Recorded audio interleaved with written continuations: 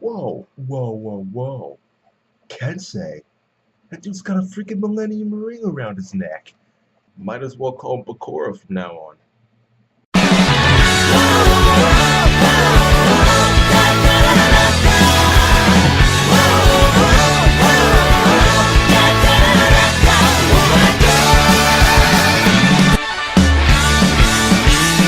Yo, you guys, this is Blacklist of the Abyss, and you're watching my review for Strike the Blood episode 11. And unfortunately, in the beginning of the episode, naked Lithonia disappears, never to be seen without clothes again, which was disappointing, because let's just be honest, Lithonia is awesome. Okay, she just is, alright? Himeraki replaces her, and, that was fine. I mean, it wasn't half bad. She's in ninth grade, though, so it's not exactly my thing. But, it's unfortunate. Lithonia is gone. Well, naked Lithonia is gone. Um, it's probably clear, but I have no problem with fan service. As long as it doesn't interfere with other things, then I have no problem with fan service being used in the anime or a manga. Um, if it's something like this serious moment or a serious fight that's been built up, I don't. Then like interrupting that with fan service is stupid. Like if it's something like that, then I don't like fan service. But if it's just a scene like this, then I have no problem with it. And this was good fan service because Ophelia is awesome, But kind of ends. She disappears, and Himeragi gets Kojo's jacket, and he tries to explain to her about Ophelia, but the way he describes her, he just describes her as a bigger, more mature version of Canon. So that that kind of that kind of disappoints Himeragi. She kind of gets annoyed by that, but it was kind of funny. They end up looking for a bigger Kanase, and they don't really need to look for very long because she comes to them. These automata come off of this ship, and they start shooting at them, and Lafoni needs to come in and save them because Himeragi attacked them, Kojo attacked them, but it didn't work. Even his Toma punch, even Kojo's Toma punch wasn't enough to take one out. So Lafoni comes in with this cursed gun. Okay, a cursed gun, which is a new type of weapon, which we'll probably see more of later on in the series. But she comes in with this cursed gun, and with one bullet, like kind of curves and like just takes them all out. So that was kind of cool. And she begins to talk to them, and she introduces herself as the eldest daughter of the King of Aldegear, and she apparently knows who both of them are. She even knows who Aurora is. She brought it up after Kojo took out the ship with Regulus Arm and the rest of the automata that were on it. She knows Aurora. She knows that he's the fourth progenitor. She knows both of their names. She knows that Himeragi is a sword shaman from the Lion King organization. So she's got her information.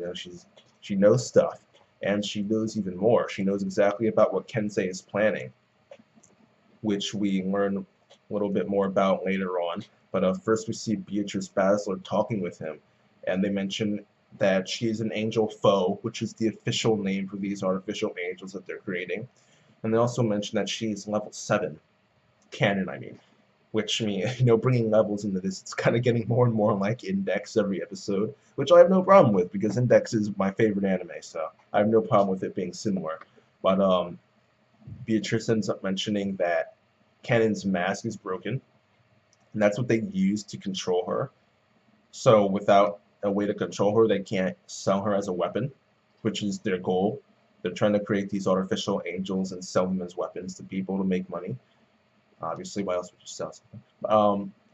According to Bakura, as I like to call him every now and then because of the whole Millennium Ring thing, which I mentioned a few minutes ago in the reaction. But according to him, Canon will fight enemies using her instincts. So, I mean, I don't really see how those instincts will stop her from attacking the people who are trying to use her. So I don't really see how people would buy into this and, buy her, but according to Bakura, it'll work. And then she'll achieve ascension, which is, I guess, some type of stage she achieves, which happens at the end of the episode too. But they end up bringing up Canon's blood, royal blood, and we get more information about it from Lafolia. Turns out that Canon is the illegitimate daughter of Lafolia's grandfather, which would make her Lafolia's aunt, which is an interesting addition to the family tree. Um, Apparently, the way the blood works is that the royal blood of the royal family of Aldagir is special, where just like how Himeragi and Sayaka are mediums for Kojo's familiars, um, the blood of the royal family in Aldagir, a lot of the spells in Aldagir use that royal blood as a medium.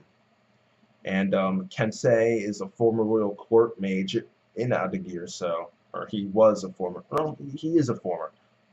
He was a royal court mage, but now he is a former royal court mage in Aldagir. All right, there we go. Gotta get my grammar. Gotta make sure my grammar is correct. But yeah, because of his position, his former position, he knows a lot of these spells, so he wants the royal blood.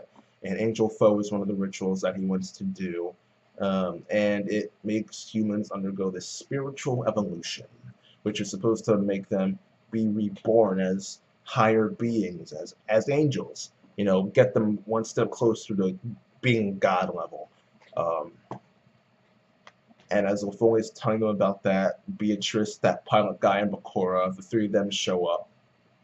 And after a little bit of talking, they bring Canon out and they have her attack Kojo, which they want it to be their sales pitch. Buy these angel food because one of them was strong enough to take out the world's most powerful vampire, which isn't true because Kojo only has 2 familiars right now because he won't suck people's blood. He's got Himeragi and Sayaka, but he has yet to get Asagi. He has yet to get Natsuki. I don't think he would suck his sister's blood. I think that'd be kind of weird. But he'll probably suck Lafolia's blood this arc. I don't see how he wouldn't. From the preview, we can tell he's going to suck Himuragi's blood again. But I'm predicting that it's not going to work. Because I mentioned this a few weeks ago, but it's kind of lame for his familiars to be so simple where all you do is suck one more person's blood to get another familiar. I think they're kind of a little bit more picky. I think they're pickier than that. So he'll probably suck Himuragi's blood again and say like, oh, his familiars don't think that it's enough. He has to suck more blood, and that's when he's going to go and suck Lafolia's blood and get his 3rd familiar. So I think that's what's going to end up happening here. Hopefully that's what happens next week. But every girl he meets is going to join his harem except for his sister. So,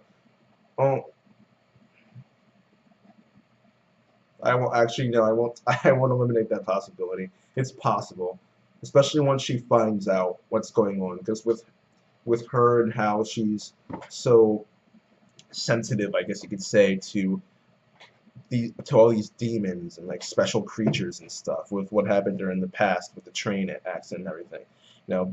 When she finally does find out about Kojo, she's going to be freaked out, and it's probably going to be an arc in and of itself, where she tries to overcome her fear of these monsters in order to regain the love she has for her brother. So, and then maybe the ultimate act of her trusting him and overcoming her fear will be letting him suck her blood, something like that. That could be something that happens. So I won't eliminate that possibility altogether. But the point is that I want him to suck Lafolia's blood. Right? I want Lafolia to be in a harem. Lafolia is awesome. Okay, Lafolia is awesome. She's just too awesome. Like she's yet another character that's just jumped above Himeragi. Right? Sayaka and Asagi have development, but she's already on their level with just this episode alone. Like seriously, she's just too awesome. But yeah, back to I kind of got off topic there, but Canon ends up attacking Kojo.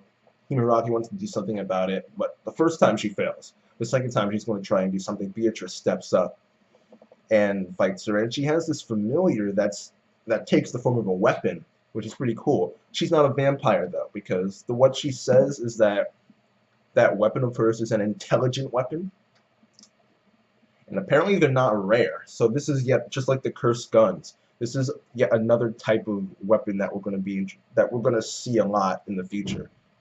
You know, the fact that they would go through the trouble of having to say they're not rare, the fact that they added that line in means that we're going to see more of these things. So those two end up having a brief fight, but it was good while it lasted. You know, those few seconds we saw those strikes, and then we went back and forth, and that was pretty good. But I wish it did last a little longer. I wish the episode lasted longer. I watched it and it was over before I knew it. It was awful. But this review is going to be over before you know it. For once, I'm actually going to have a short review. Oh, not really short.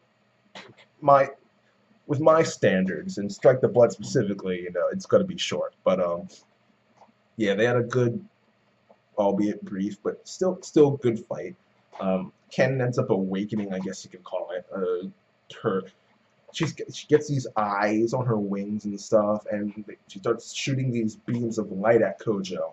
And at first he tries to take her out with regular arm and aluminium, but that doesn't work.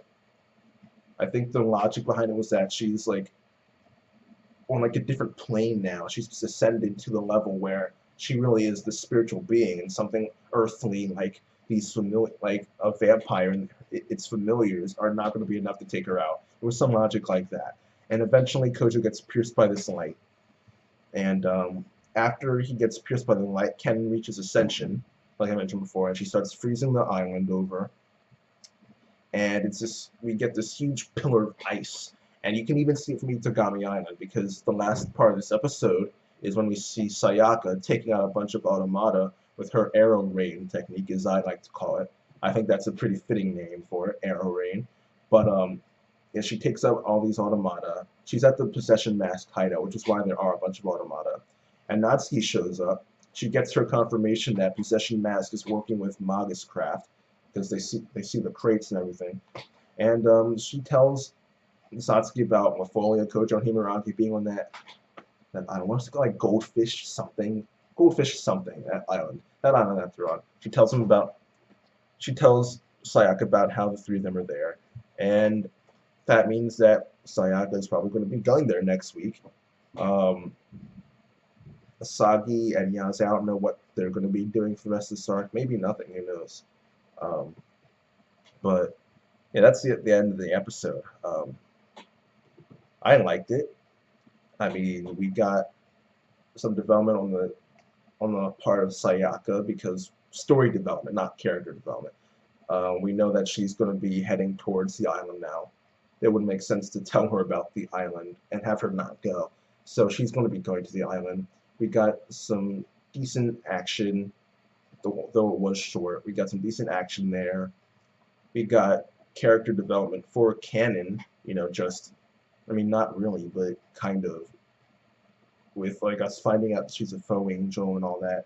The official angel faux, the official title, and just finding out that she's got the royal blood and flowing through her, that she's the granddaughter of she's the daughter of Lafolia's grandfather, and she is Lafolia's aunt. Plus, we got character development for Lafolia. We got to know her. She's cool. You know, it's just overall, I thought it was a really, really, really good episode. So I'll give it an 8.5 out of 10. You know, if that fight lasted a little bit longer, if the pacing was a little bit quicker, then it probably would have gotten a 9 out of me. But for now, it's going to have to sell for an 8.5. But yeah, that's it, you guys. Rate, comment, subscribe, and I'll see you next time.「